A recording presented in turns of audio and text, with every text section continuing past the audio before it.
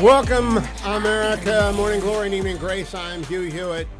That's Taylor Swift's The Man, and you might be wondering, why am I playing Taylor Swift when I have never done so in 25 years with this program? Because on page 279 of Josh Dossey's new book that he has co-authored with Tyler Pager and Isaac Arnstorff, 2024, we learn the backstory as to where The Man became the walk-off music. Hello, Josh Dossey. Welcome to the Hugh Hewitt Show.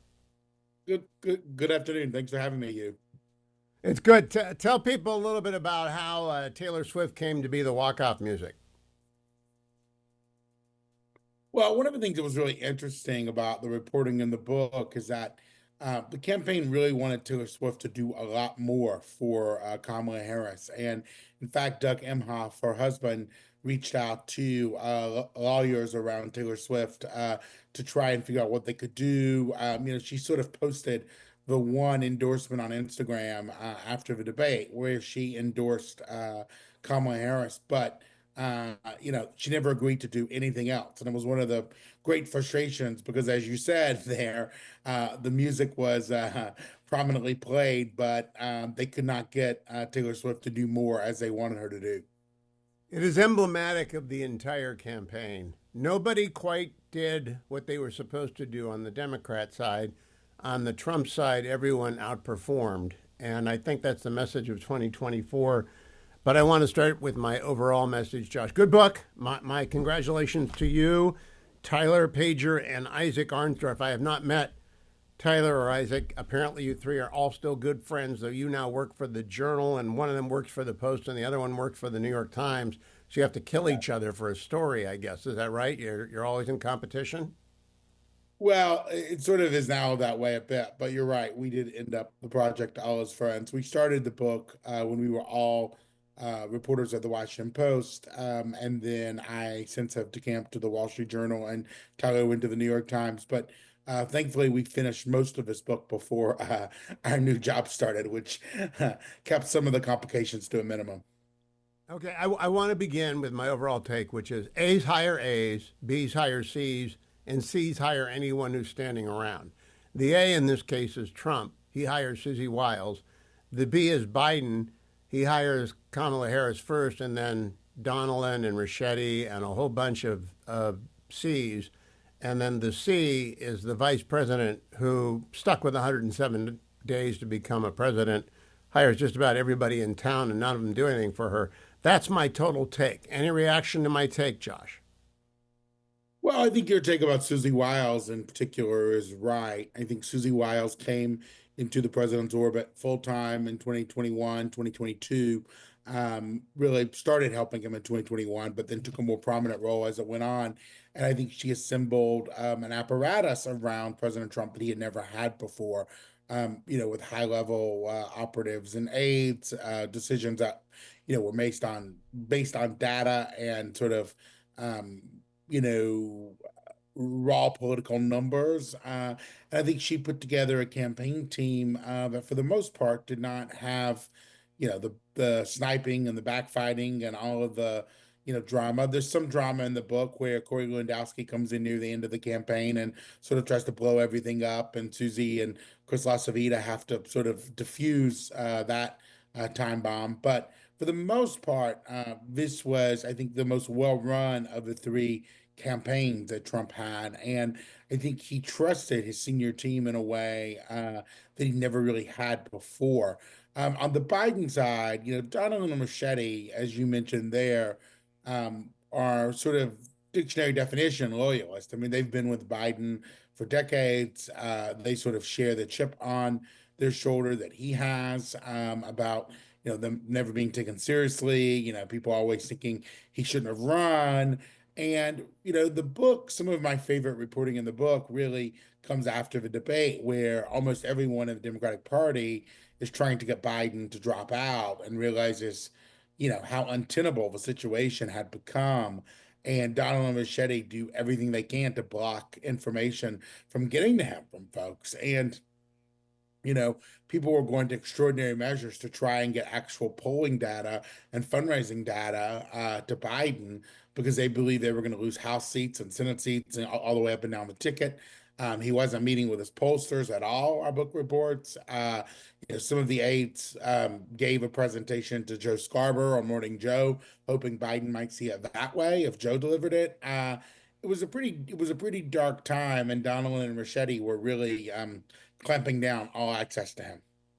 My hat is off to you for pointing out that Donilon stood to make tens of millions of dollars if Biden had stayed in the race, and that Ricchetti wanted to be the chief of staff. So their motives are at least on the table. I also want to say there's a detail in here. I don't know if it's original to your reporting. I didn't know about it. Susie Wiles in the ER after the president has been shot at the Butler rally. Did you originally report that it was Susie Wiles who asked the doctor in the ER to fly on Trump 1 back to Bedminster? I know we reported that. Honestly, I don't know if anyone else has reported that or not. I guess it's possible they haven't. I haven't seen it, but that certainly is in our book. Oh, I got to say, it made me sit up because that's the Kipling poem, if you can keep your head on when all around you are losing theirs and blaming it on you. She's very calmly saying, well, we need a doctor on this airplane in case something happens. And I think to myself, Trump had never called her the Ice Maiden until the campaign was over, according to 2024. But she does have a calmness about her, which is obvious in that moment when they're going back to ask the doctor to fly with me. Any chance you know how the doctor got back to Butler? I'm just curious. I don't know how the doctor got back to Butler. I was told they arranged transportation to get the doctor back, but I don't know how that happened. I do know that once he was back in Butler, back in Bedminster, Susie called Ronnie Jackson and had Ronnie Jackson, his former White House physician, come to Bedminster so the other doctor could go. Yeah, it was fascinating detail. Another fascinating detail that I have not seen anywhere else. You can tell me if it's been reported. Is the Senate conference meeting on July 1st, which you detail on page 182 to 184, with Alex Padilla saying the Serenity Prayer and Jack Reed demanding that two independent neurologists examine Biden, Sheldon Whitehouse saying we're going to lose credibility if we deny the obvious about Biden's condition. It's an extraordinary set of anecdotes. Has anyone else reported that? People have reported on that meeting in the past. I think our book is the most detailed accounting of exactly what everyone said. That the meeting happened and that senators raised concerns. Annie Carney reported that in the New York Times, I think in her book, but I've never seen to the level of detail we were able to obtain on exactly what everyone said. One of the more interesting ones to me was Joe Manchin, the Democrat from West Virginia, who said it was like Grandpa when you had to tell Grandpa we could take the car keys away. That's how he saw the situation.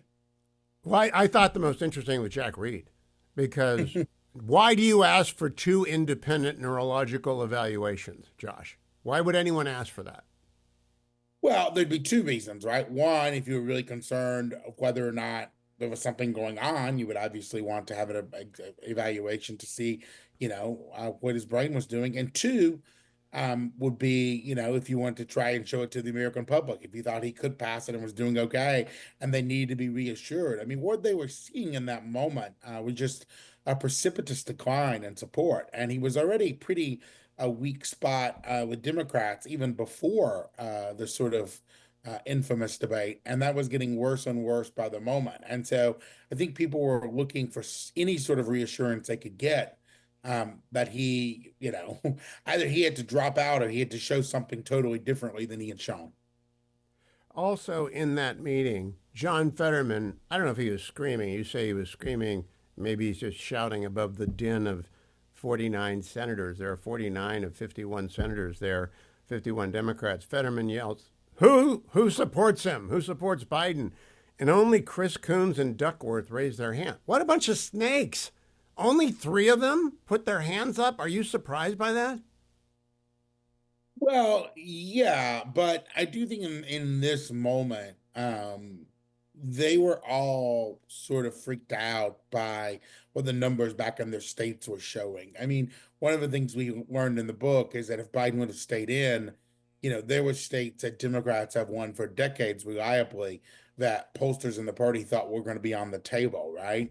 New Mexico, Minnesota, places that were not, Republican states. They believed Biden would have to at least spend considerable money to make sure he won those states. I mean, the map was pretty dark. And, a lot of these folks are his friends from the Senate, but when you get to the top levels of American politics, you know this better than most. People are pretty ruthless, right? I mean, they do whatever they can to sort of survive, and I think they viewed him increasingly as an albatross, and it wasn't getting better.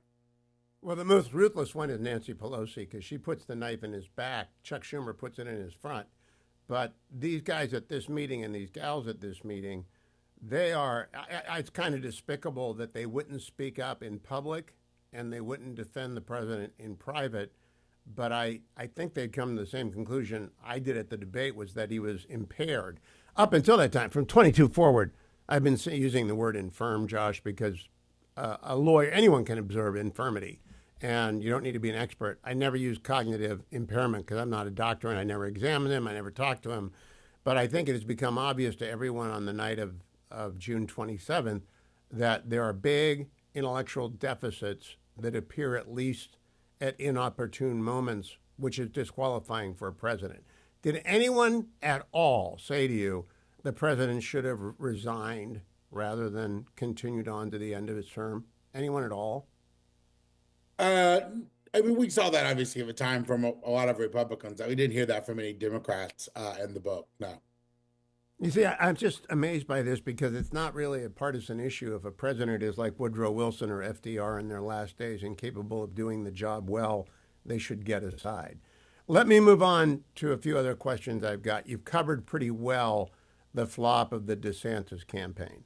And did you interview Mike McClellan or was it one of your colleagues? I did not interview him for the book. No, we did a lot of reporting around him for the book, but I did not talk to him for the book. No. Mike's an old friend of mine. I tried to get Mike to get Governor DeSantis to do interviews. I tried Phil Cox. I tried Adam Laxalt. DeSantis just would not. There's a note in your book about they were losing earned media. He wouldn't do earned media. Josh, did you notice that? Did anyone tell you that? He just wouldn't do it. I did notice that. The sort of joke on the campaign trail, we sort of tried to reflect this in the book, was that Trump said, the press is enemy of the people and all of the rest. But behind the scenes, Trump likes dealing with reporters. His team was dealing with reporters. Pretty regularly. They were having, briefings with reporters. They were bringing reporters everywhere they could go. And that the difference in Trump and DeSantis was DeSantis said he didn't like the press, and he actually meant it, right? He really didn't want to do any sort of interviews. I mean, I remember we went down to Tallahassee to do some reporting on Governor DeSantis and spent a week down there, talking to all sorts of, lawmakers and lobbyists, anyone you could meet with.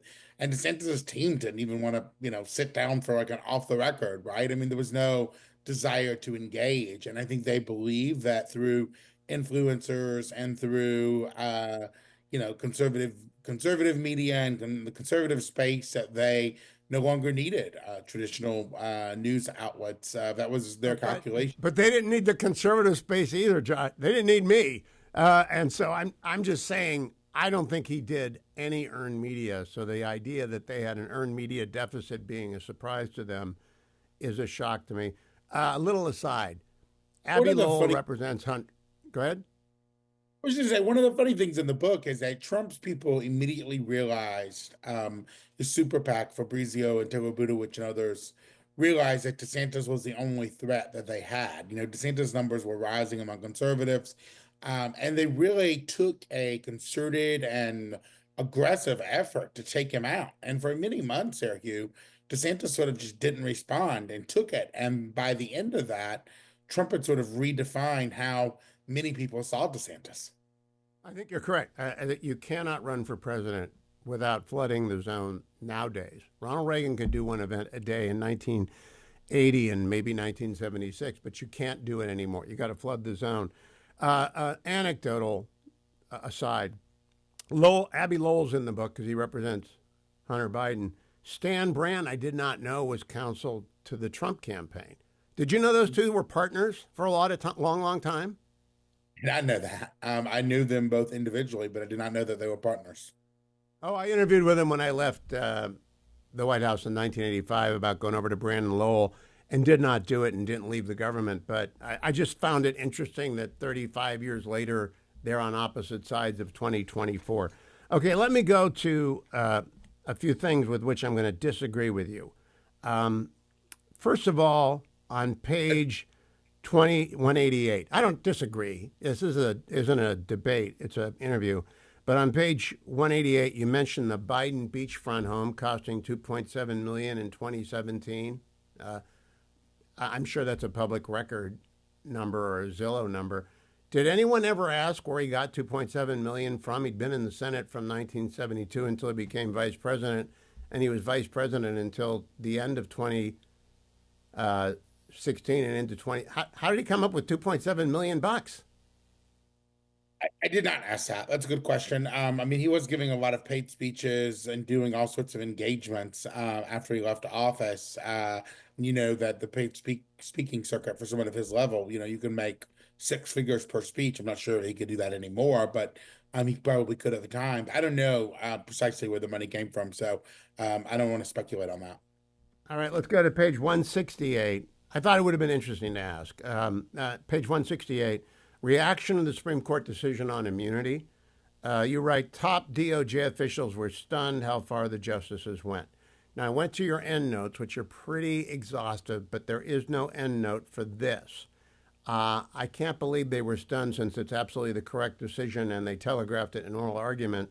Who told you that? I mean, was it one? It's not Merrick Garland, obviously. Who was the dumb lawyer that was stunned by that decision? We talked to multiple senior people in Merrick Garland's DOJ and FBI who said they were stunned at how far it went. I think Trump's lawyers also had counseled the president at the time, it was obviously the nominee, that it might be a more narrow decision. They weren't exactly sure that it was going to go that far either. I just think it's absolutely what I expected and what I think a lot of um, straight shooting con law people would say is that obviously a president's got to have vast immunity or you'll be suing him forever. Let's go to the video call that followed that decision. This has been reported in other places since 2024 came out. The chief of staff convenes a video call to discuss reacting to a Supreme Court decision, and Hunter shows up on it. Now, in it, you report that White House counsel Siskel told Hunter's presence was inappropriate on that call. To whom did he tell that? To the chief of staff's office. And one of the things that was quite interesting to us on the reporting here was how much Hunter came up, how often the president was talking to his son, how often he, was around. Hunter was a pretty repeated presence.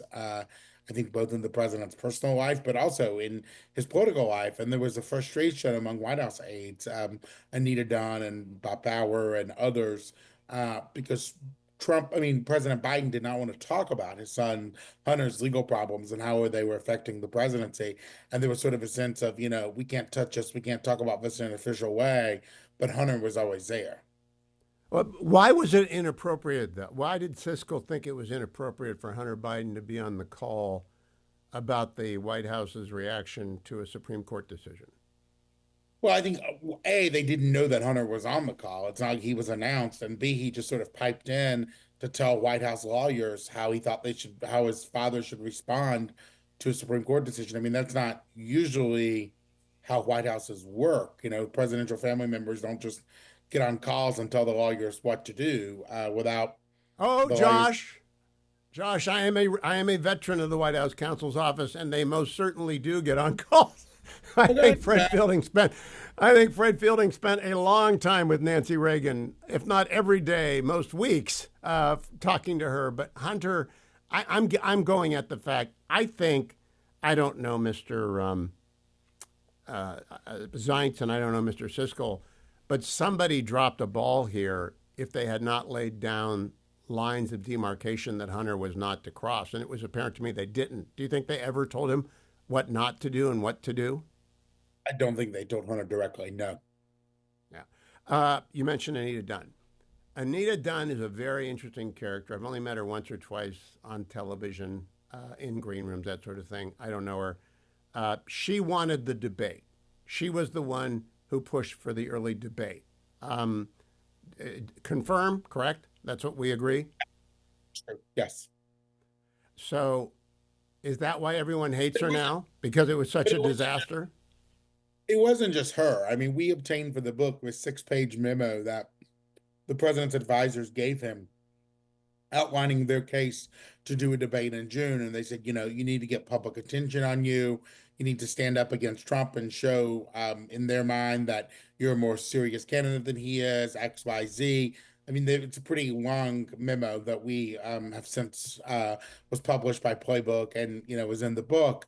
And why they really wanted to do the debate, at least what I reporting indicated, is that they knew the race wasn't going well. They were not gaining steam. Trump was leading in a lot of the key states. They needed something to shake the race up, and they believe that with extensive prep at Camp David. I mean, the president spent a week, more than a week out there. They had all sorts of people working with him. Steven Spielberg even working with him at times. They had all of his effort to try and get him to do a decent performance that night because they believed that they had to have it basically. There was some in Biden's orbit who did not want him to debate, some donors, some low-level aides who had seen him at fundraisers. There'd be fundraisers he would do with 50 people, 40 people, and he would like wheel teleprompters into people's kitchens, and they thought that was pretty weird.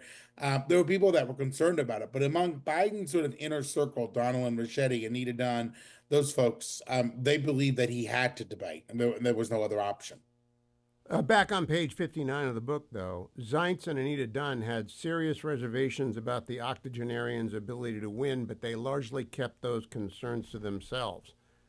What do you think about that? Wouldn't you, if you're the president's right arm, his chief of staff, and his comms director, and you don't think he can win, that they were shutting up about that? How ridiculous is that?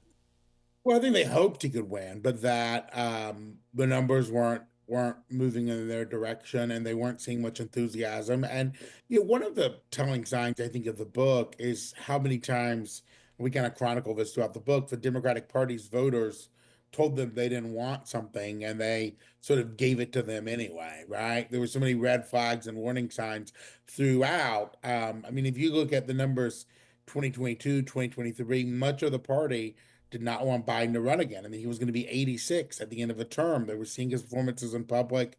And we have this anecdote in there where Ron Klain, as chief of staff, David Axelrod goes on TV, does an op-ed, and raises questions about whether Biden can run and win again.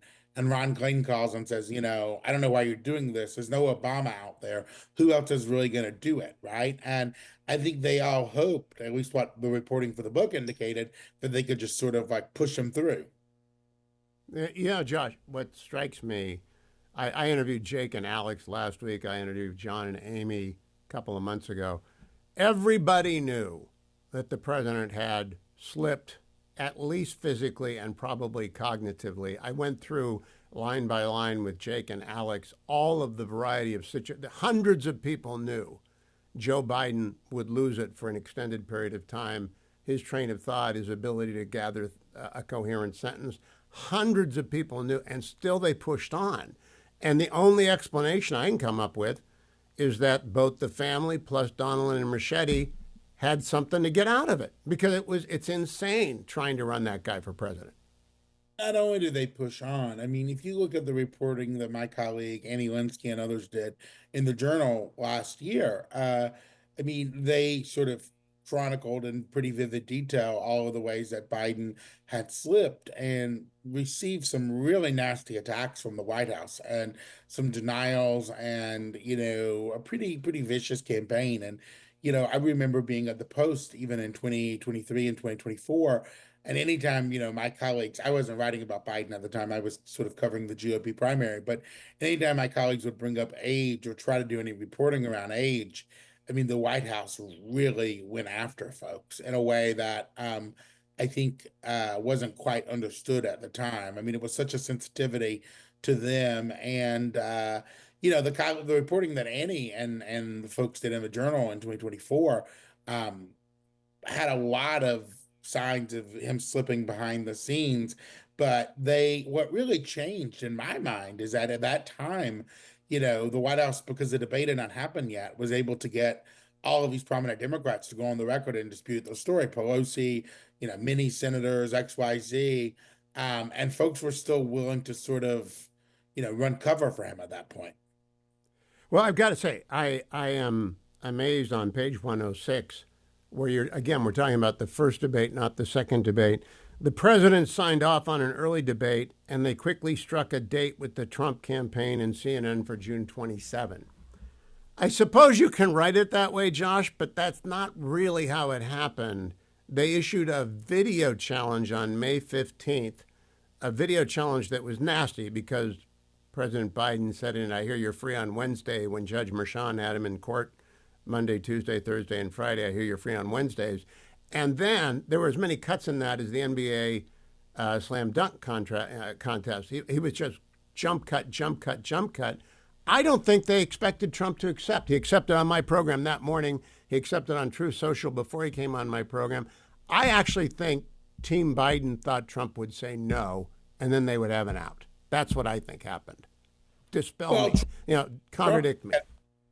Trump had said publicly he would debate anywhere, anytime, and there were folks in Trump's camp that we talked to at the time that didn't quite love that so much because they thought it kind of undercut their leverage to negotiate the terms of a debate as they wanted it.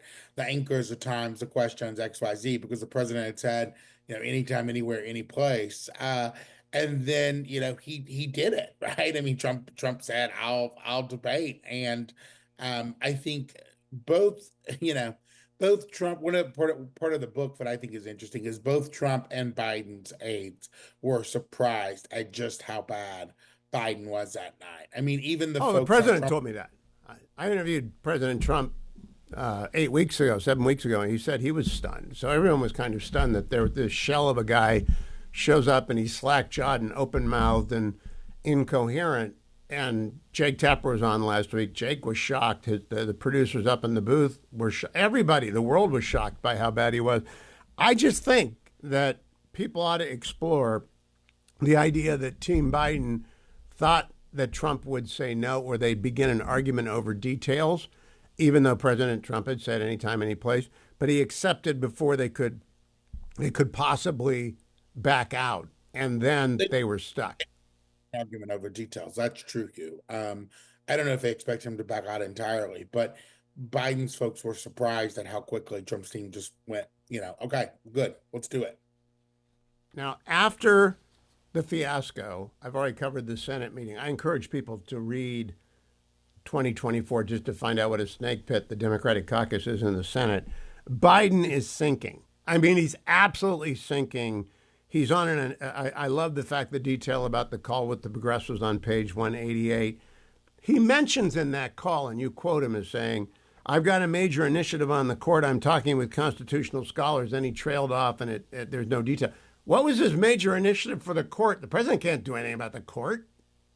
Well, he later, I think, announced, I'm trying to remember how many days later, he announced that he was going to,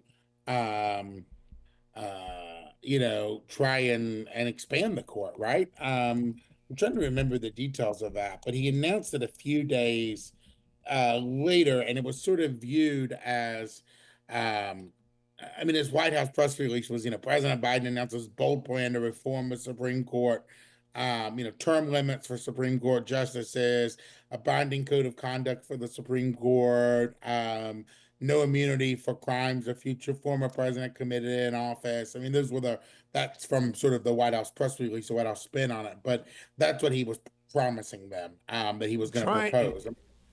Then he fell apart. Then he fell apart with the New Democrats. Poor Jason Crow's still waiting for an apology. That's an interesting anecdote in 2024. They never got one. Let me, though, go back one more thing on the debate. Debate prep, you note on page 169, Anita Dunn did not lead the debate prep.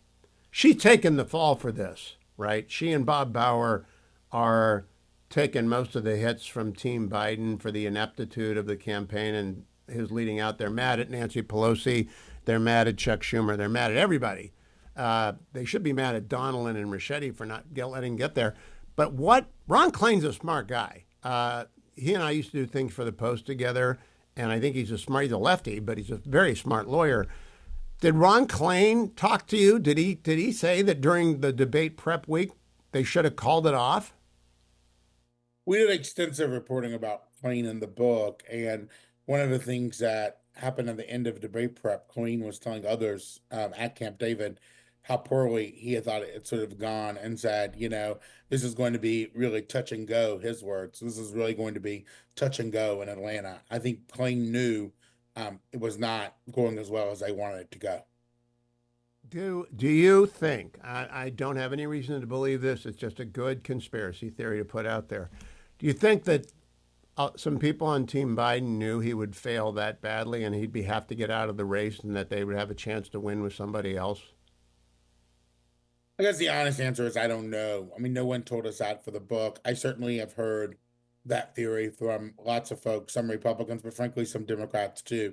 I mean, that's not, I think, a crazy conspiracy theory. There are lots of people that, believe that could be the case, but I don't have any reporting to back that up. All right, let me go to a few things that on the Republican side, which I think is your wheelhouse in the book. Steve Witkoff had to negotiate the truce between Brian Kemp and Donald Trump. So I'm pretty sure he can bring peace to Gaza, don't you? Well, Steve Witkoff was sort of the president maker through campaign. He negotiated peace with Kemp. He called Miriam Edelson. He also went and met with Nikki Haley. He set up the meeting between Trump and DeSantis.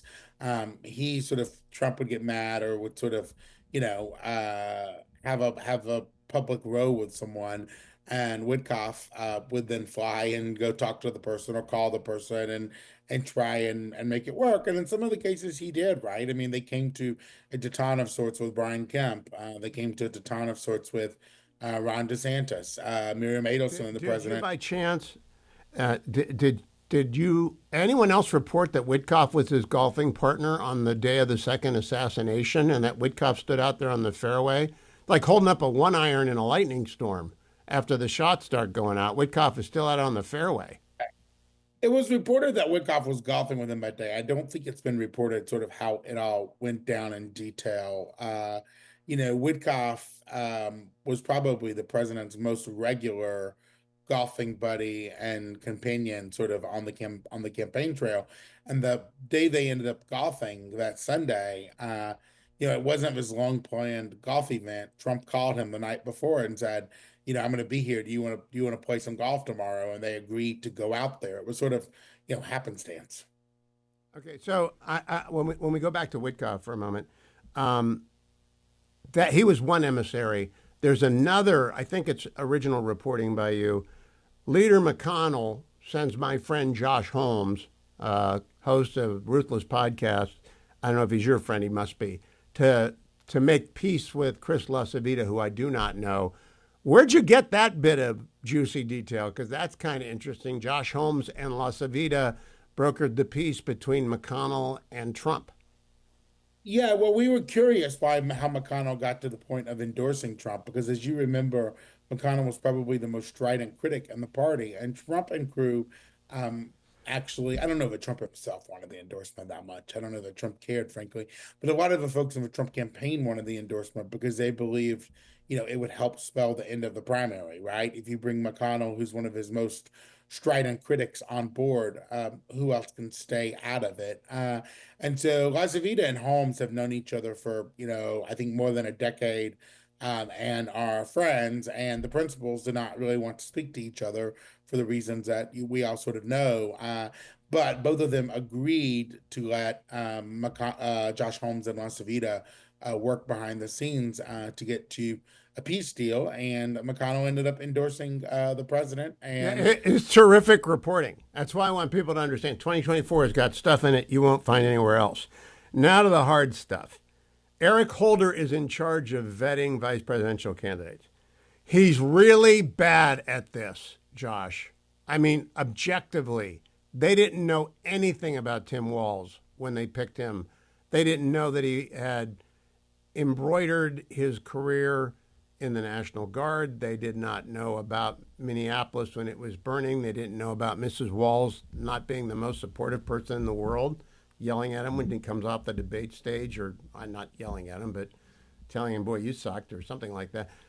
Did Eric Holder completely blow this? Well, I think at the end of the day, the decision came down to Harris herself, and I think she was presenting a lot of information about these folks.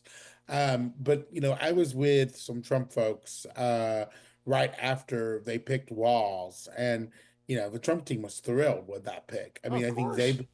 Hero was going to be a much stronger candidate, and that in Pennsylvania he would be something to contend with, and they they frankly couldn't believe that their luck with the Walls pick. Now, you write that much of the progressive wing of the Democratic Party declared war on Shapiro largely because of his support of Israel. I think you're being gentle there. I think there's an anti Semitic wing of the Democratic Party that would not allow a Jew to run. Second, you report the research didn't prove Shapiro would have a meaningful impact. I can't believe that, Josh. Do you believe that? That the research showed he could not have a meaning? I just don't believe it.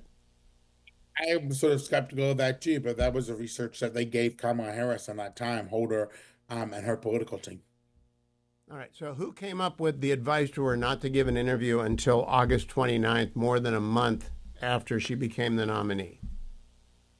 Well, it was extra. They were running a pretty extraordinarily cautious campaign. I think a lot of that came from her. I mean, one of the things that we sort of try to detail in the book, in the last few chapters, was the paralysis over making even small decisions sometimes that gripped that campaign. How they couldn't decide on schedules at times, what shows to do, whether or not she should create distance from Biden, or how to spend money. There was a lot of cooks in the kitchen, and decisions were not made quickly, to say the least. Stephanie Cutter is named by you as the executive producer. And when I say you, I'm including Tyler Pager and Isaac Arnstorff as the executive producer of the convention, correct? Stephanie Cutter. Yeah, that's right. Yeah. Okay, it's Biden took the stage at 11:25 on his farewell night. That doesn't happen accidentally, Josh. Stephanie Cutter's better than that. They didn't want him on prime time or close to it, did they? Well, I mean, a lot of the speakers were running over, but also, you have to have control over that, right? I mean, Trump's convention, I was there every night. They stuck a lot closer to schedule, and I think if you are the executive producer, you're leading the convention, you can cut things, you can cut people down if you want someone to come on earlier. I mean, you have control over it. So, I mean, she was in charge, and as you say, he went on stage way after 11 o'clock, after most everyone had gone to bed, and then he flew out that night, and really wasn't heard from again. Until he steps on her closing speech in front of the Lincoln Memorial with an ill timed appearance on television. It's as though he's out to destroy her towards the end, but the embarrassment of an 11:25, I just think that's intentional. Now, you are very gentle on Walls, especially on the playing Madden with AOC, and he called a mean pick six. You realize, right, that was risible and was a source of much amusement among conservatives, Republicans, and people who know anything about football. Yeah, I realize that. Yes. It's not in the book. I want to know if you guys realize, because that was just one of many terrible errors. Meanwhile, we've got Trump just killing it. Biden calls Trump supporters garbage. Trump advisors didn't believe their luck. Justin Caporali, I don't know who that is, came up with a dump truck. Do you know how he found a dump truck? That's not in the book. I'm just curious. How did he find a dump truck? Went all over that area where they were and got some. Well, one of the vendors, I think, was a supporter of Trump who owned the company and said, "Sure, you can borrow a dump truck for the day," and they rolled it out to the event. I mean, All right, so actually, it's impressive. They did that in less than 24 hours. They found, the company, got the truck, and moved it and had it equipped for a presidential event or a campaign event. So they're hitting singles, doubles, triples. The home run, of course, is the tragic home run because Corey Compatore is dead and the president is wounded, and America is shocked. But he's got his hand in the air saying "fight, fight, fight." But meanwhile, Team Harris had the brat summer, which was kind of silly, followed by Biden calling Trump supporters garbage, Biden telling folks they need to lock up Trump and then trying to walk it back, dysfunction in the Harris ops in the states, the Saturday Night Live narrowcasting that was cringe. As I mentioned, Biden stepping on Harris's closing rally. Harris planning a transition. Now, I know that everyone kind of does it. Trump doesn't do it. He's too superstitious to do it. And then the Ann Seltzer Iowa poll. Um, you've been doing this a while, Josh. When did you start covering politics? 2011, 2012, 2012. Okay, so you've seen a few campaigns. I've seen Yeah. more. This was the Harris campaign is the worst run campaign I've ever seen, but she only had 107 days. But it comes down to whether or not she's got the capacity to give an interview. And I want to wrap up here by talking about Sunny Hostin on The View. How could anyone be that bad, Josh? Is she just that bad, or does she freeze? Does she got nerves like remember Steve Sachs with the Dodgers couldn't throw to first base, or a golfer with the yips? What was up with the vice president? She blew every interview. Well, one of the things we report out sort of extensively in the book on the View, that answer where she says, "Oh, there's nothing I would do differently than Biden," that was probably one of the biggest, most consequential fights inside her campaign on whether or not she should create some distance from Biden or try to create some distance from Biden. And her advisors were begging her to, saying, his numbers are bad. On a lot of these issues, on immigration, on the economy, sort of on all of the things people are voting on, Biden is way underwater. If you just say I'm his loyal vice president, people are not down with that, or not down to vote for you, right? And that answer that she gave on The View, where she says, I can't think of anything I would do differently, was not the answer that they had practiced backstage with her. She botched the answer, and then our team actually went to the host of The View and said, I "Could you know. ask this question again? Try to give her a second chance." And it ended up not happening. But the Biden part is also really interesting. Biden called her on the day of the debate with Trump and told her, I know some of your friends are telling you, to distance yourself from me, but you got to remember, I'm popular in Pennsylvania and we have a good record together. And I think you should, stick with me. And she was sort of getting pressure on all sides on that issue. And ultimately she stuck with Biden, and we see how that ended. Right. Yeah. Let's close it here. The candidates are just not remarkable. Trump is a candidate, and Harris is a C candidate. But the staffs, both Biden's staff and the Harris staff, are B's and C's. I don't think you get better than Wiles and La Savita. And I think you've done. As by the way, has La Savita picked anyone for 2028? Not yet. No, he's looking for a bunch of Senate candidates in 26, but not in 28. Do you expect that he will be the first choice of everyone who wants the nomination after Trump, whether that includes Vice President Vance, Secretary Rubio, Secretary Hegseth, Senator Cotton, yeah, everyone? They'll all want La Savita, right?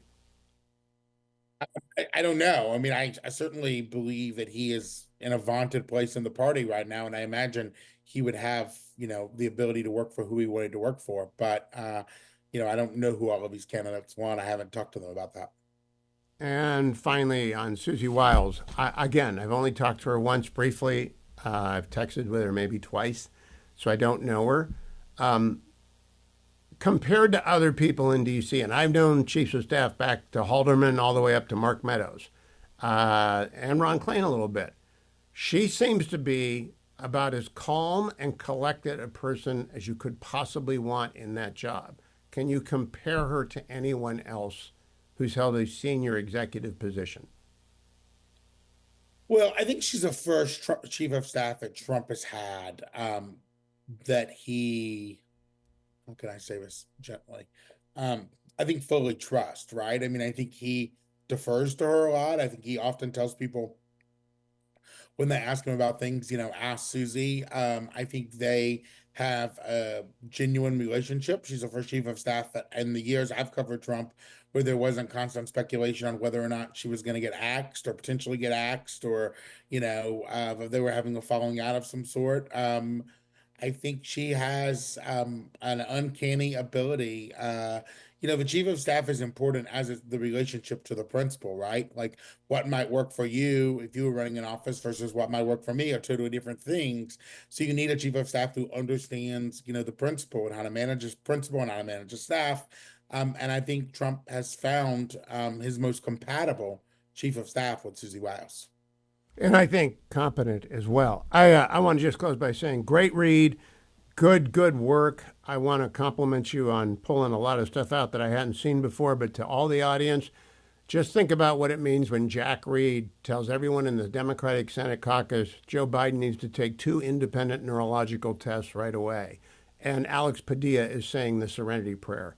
That's wild that we didn't know that, and you cannot trust those people. Josh Dossie, congratulations on 2024. Please give Tyler Pager, Isaac Arnsdorf my regards as well. I appreciate the time today. Thanks for having me, Hugh. I appreciate it. Thank you, Josh.